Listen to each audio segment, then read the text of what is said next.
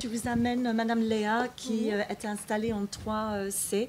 Madame est malvoyante. Je crois que vous voyez rien du tout, Madame. Rien du tout. Ouais, voilà. D'accord, très bien. Je vais vous laisser. Oui. Merci beaucoup, vous êtes adorable. Bonjour Madame Léa, Bonjour. comment allez-vous? Ça va et vous? Très bien, je m'appelle Pearl, je vais vous guider jusqu'à votre siège. D'accord. Donc si ici on est en porte, sur la droite ici vous avez les toilettes. Donc vous allez travailler tranquillement dessus. Je vous laisse 5-10 minutes. Ça fait toujours rêver. Évidemment, le métier a changé. Ils volent beaucoup plus, il y a moins de repos, les clients ont changé, mais ça fait toujours rêver.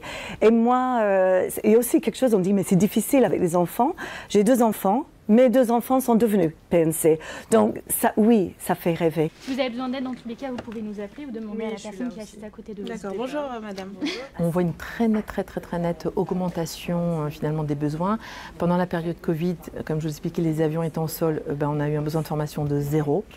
Et puis en 2023, on a commencé à reprendre avec à peu près 200-250 demandes des employeurs.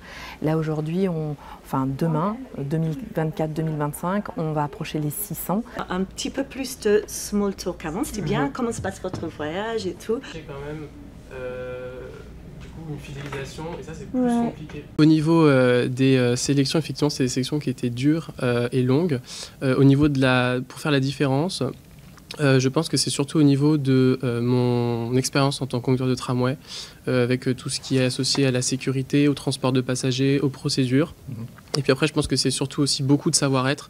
C'est un métier pour moi où le savoir-être est essentiel. L'empathie, la volonté de bien faire, et puis le contact, le relationnel, c'est hyper important.